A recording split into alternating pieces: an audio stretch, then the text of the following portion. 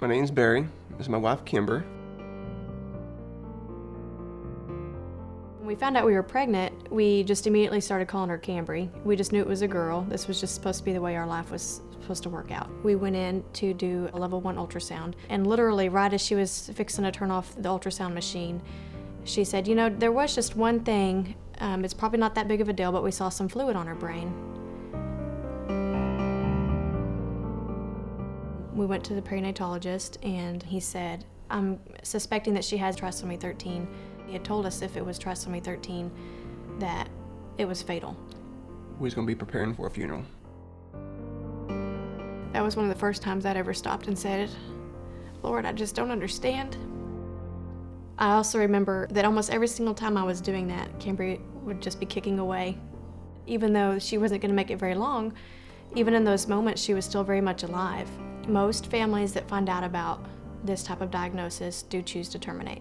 We were determined at that point to think of ways that we could celebrate her life. It's a hard decision to make. It's a very strong decision to make, and there are several in the medical community that don't understand it. We just wanted to carry to term and give God the opportunity to perform a miracle if He chose to do that with our baby. My only prayer just through the whole pregnancy was, Lord, if it be your will, I would love to get a chance to meet her and to get to see her eyes. It was a very scary time. You know, we just didn't want her to struggle. I went into labor on Monday, and that's where we met Amy Dean. The labor was really long. It was 3 days, and every single day, Amy was there with us, and I've never felt more loved by a stranger. The time had finally come. She held up Kambry, and I saw her little arm wiggle, and oh my goodness, as much as I was sad, I think for that split second actually, I think I forgot that she was sick. Yeah.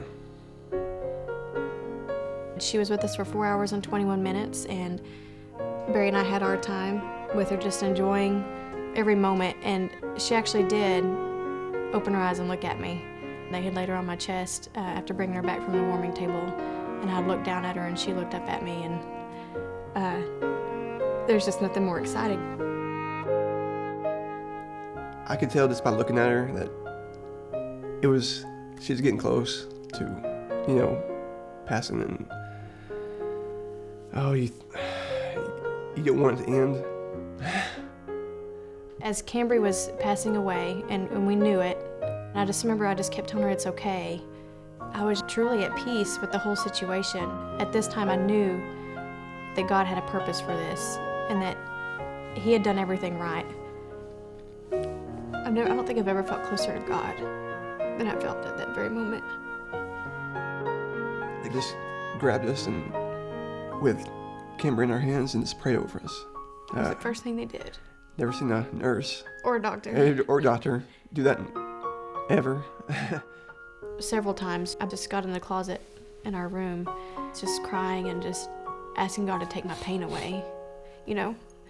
And every time I would stop and pray for that, it was just immediate. It didn't matter if I was angry. I knew He was never going to leave my side. Amy and Chad had contacted us to see how we were doing and see if we wanted to go have dinner. To me, I thought, wow, this must be God really working here, because what are the chances that in all of Dallas, my nurse can plug me into a class at the same church I attend? Their class had been praying for us.